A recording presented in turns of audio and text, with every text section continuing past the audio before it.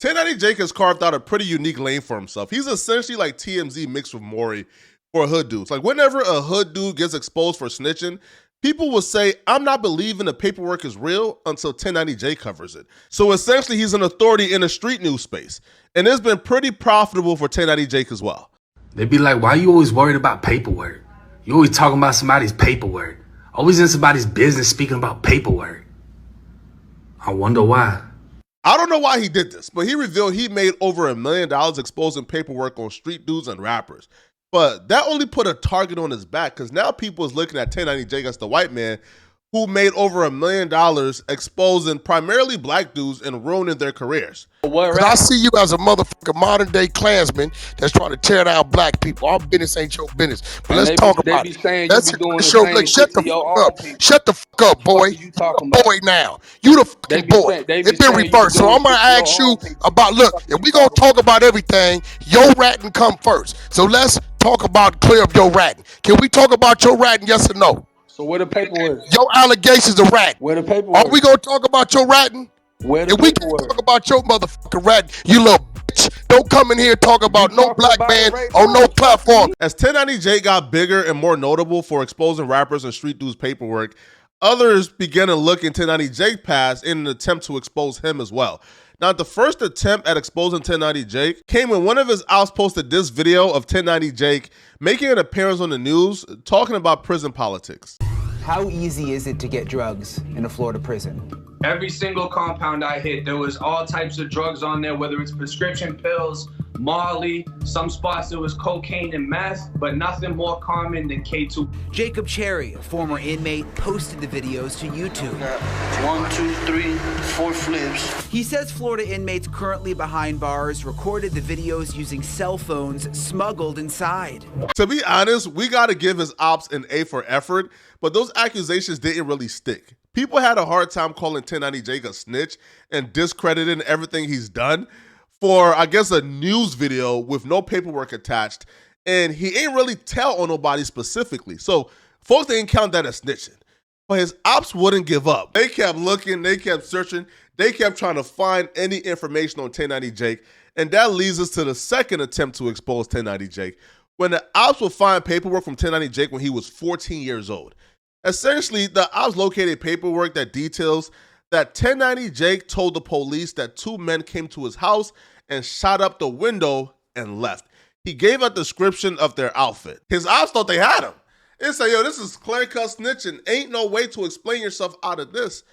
But 1090 Jake had a real good explanation for why this is not snitching. What actually happened in that situation, though, that was described in the paperwork? Bro, that whole shit lame as hell. So basically, my aunt had some shit in her room. You know, I don't want to fucking give too many details on shit, but she used to have guns and shit. And I was locked out of the room. So I went outside and I popped the window with a fucking pellet rifle twice.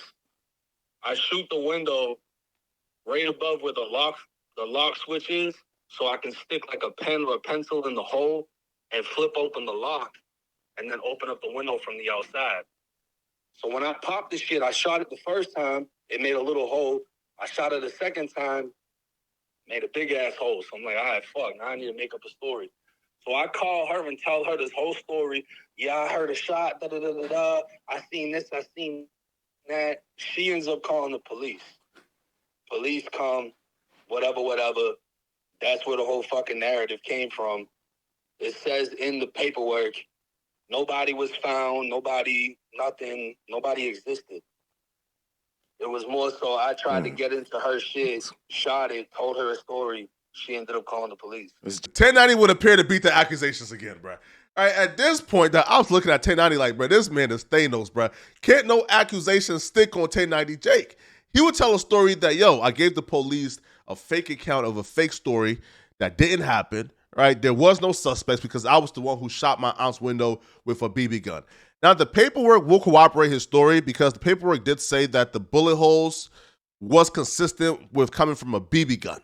So it would appear that 1090 Jake was telling the truth. His ops would try their hardest to contest this by posting paperwork where they claim is an arrest report for two men that was arrested because they fit the description that 1090 Jake gave. Now, it was unclear where that paperwork came from. Nothing really came up out of it. Everybody sort of moved on after hearing 1090 Jake's explanation. But his ops wouldn't stop. They kept looking. And that leads us into the third attempt to expose 1090 Jake, which happened today, actually. It happened about like 2 hours ago. His ops sent paperwork to every major blog saying, yo, this is proof that 1090 Jake snitched.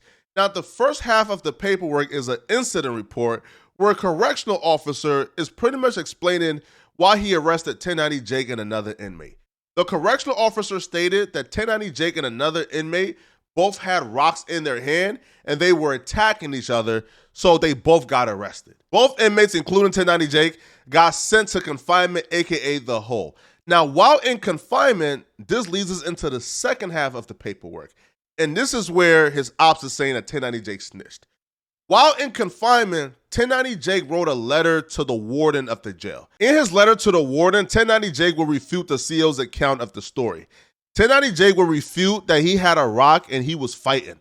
1090 Jake will tell the warden that he was actually minding his business when Jimmy Hurry came up to him and hit him with a rock and assaulted him. 1090 will also reveal in his letter to the warden that his attack was retaliatory, that Jimmy attacked him in retaliation for his homie attacking Jimmy's homie. 1090 Jake would expound on that by revealing to the warden that his friend Jerry Lewis had hit Jimmy's friend Mark Sherry in the head with a rock earlier that day, and that his attack was just retaliation, and that he was not the aggressor, he wasn't fighting back, and he didn't have a rock and the COs were lying on him. He was pleading to the warden to let him out of confinement because he did nothing wrong. Now, 1090 Jake would hop on IG Live with Remo and pretty much break down exactly what happened and why he don't think he snitched. So, yo, so break down exactly what's going on in that statement that's posted online right now. So that's a prison grievance. That's what that is. That's not a because 99% of people on here ain't never even been to prison. That's a grievance. So what happened? Whatever date in 2014, we was at war with the Zoes and beat them at Lancaster. That was the jungle dorm. It was during shift change. One of my brothers popped one of the Zoes with a lock. He had a big fat ass gold lock, hit the Zoe in the back of the head. That's Mark Cherry. That's in the paperwork. Sherry, that French shit. Because it's like three different people. I see Jimmy Hooray, Louis. Listen, we're gonna break all that. I can even bring up their fucking pictures so you can see what they look like. But Mark Sherry was the Zoe that got hit in the back of his head with a brick, or not a brick, a lock. Put a hole in his shit. So he got hit. He went, made this weird ass sound. Everybody in the dorms like mad quiet and shit. I'm getting up because this early in the morning. I got my arms in my sleeve, like in my shirt or whatever to be warm. I sleep right next to the water fountain, which is right next to the booth. The booth is where the COs are at. Cocaina is Jimmy. Cocaine is his nickname. That's the other Zoe. So Jimmy Horn. That's who fired me up. So he walks this way and he swings a sock and it ends up being a piece of asphalt from the basketball court. That's what I got hit with in the back of my head. The shit break and fucking rocks and pebbles shoot all over my bunk. He fires me up while the COs is watching this shit. The COs see him do this and then he goes right up to the booth and just stands there until they come out the door and then lock him up. So what we call that in Florida, that's a gangster check-in. You can check in where you, hey, CO, I want to go PC, I don't feel safe, or you crash somebody in front of a CO. Where you still get off, but you do it in front of the CO so you get picked up. So when I go to get up, my homie Red like this in the dorm with me. He's like, nah, don't get up, don't get up. They gonna come in here, they gonna see you straight, you gonna be good. They came in, CO was like, let me see your head. I turn this way. He's like, all right, let me see the other side. I turn this way. He's like, nah, you got to go to medical. You got a hole back there. So I got a scar back there and everything. So while this is happening, while the COs are in the dorm, one of the homies that's further down stands up because he had a Zoe sitting behind him. So he thought the other Zoe was going to crash out because they trying to get the fuck out of the dorm now because it's war. So he stands up. The CO grabs him. Hey, come here. Grabs him up. That's the other name that's in the case. What, Jerry Lewis? Oh, yeah. He had nothing to do with nothing, but he get grabbed up. Then they start looking at everybody. They're checking hands, heads, whatever. They check Mark Cherie and they see he got a fucking hole like this in the back of his head. So they take all four of us, the kid that fired me up, me, the Zoe that got fired up, and the other homie that didn't do shit. They take us all into the back of the dorm where it's like a back hallway that COs are able to come into the unit without nobody seeing them. They take us back there. They beat the fuck out of the one that fired me up, and they beat the fuck out of my bro, Jerry Lewis. Beat the shit out of them. Then they take me and Mark Sherry to medical. So we gotta get stitched up and shit. We get stitched up, we go to confinement. Once you in confinement in Florida, you go to AC confinement, which is administrative confinement. You got to go in there for however long it is, like 2 weeks, 3 weeks. Then you go in front of DR court. When you go in front of DR court, that's when they're like, okay, so you got hit with possession of a weapon and assault on an inmate. How do you plead? Not guilty. All 4 of us got hit with all the same shit. So they lied in the DR and said that I hit him back with a rock and he had a lock or some shit. It never happened. I just got fired up. Then the 2 other dudes, they said they went at it. They didn't even do nothing because Mark Sherry got popped by one of my bros that didn't even get caught for doing it. But because this kid fired me up in front of the COs, all 4 of us went to confinement. Obviously, he went to confinement, but then the 3 of us went to confinement too. So all of us go in there, we all get hit with 120 days. After we get hit with 120 days, I write a grievance. They already know bro popped me because they fucking watched him do it. So I'm like, yeah, I got hit with this, da-da-da-da-da. And then the COs beat the fuck out of them too. I said the COs beat the same dude that fired me up. And then they beat the other homie that had nothing to do with nothing. So they talking about, oh, you snitched on dude. How'd I snitch on dude? We already got sentenced to confinement. That already happened. We already got found guilty in confinement.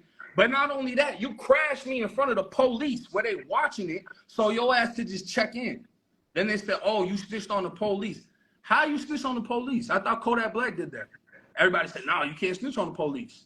Because I didn't get hit by the police.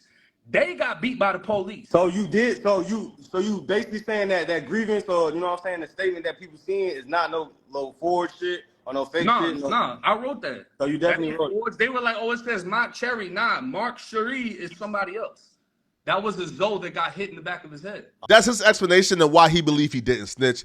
Me personally, I'm not a street dude, so I can't even define what snitching is or tell you who snitched or who didn't snitch, bro. Because the definition of snitching keep on changing, right? It changes every 2 business days. The street dudes can't make up their mind. Their definition of changing switches based on who they like and who they don't like. So I don't know if this man snitched. I can't tell you guys, right? I don't know what snitching is. Is snitching writing a grievance to the warden, letting them know, yo, the police is abusing their power and they lied on me and this is what really happened? Is that snitching? Right? I'm a civilian. I would say that's not snitching, right? Right? You know what I mean? I think any and everybody have the right to report the police for doing wrong and doing foul. But according to street dudes on Clubhouse and et cetera, that's snitching. So, hey, listen, man. All right, I'm going to leave it up to the street dudes to define, is this snitching or is it not snitching? Because us civilians, we got to stay out of it, bro. But while you guys are here, man, click on the video somewhere on my screen to find out the truth behind this man passing a polygraph test about him having sex with Obama. Yes, Barack Obama. I'm going to see you guys in this video somewhere on my screen, all right? I'm out of here, folks. Peace.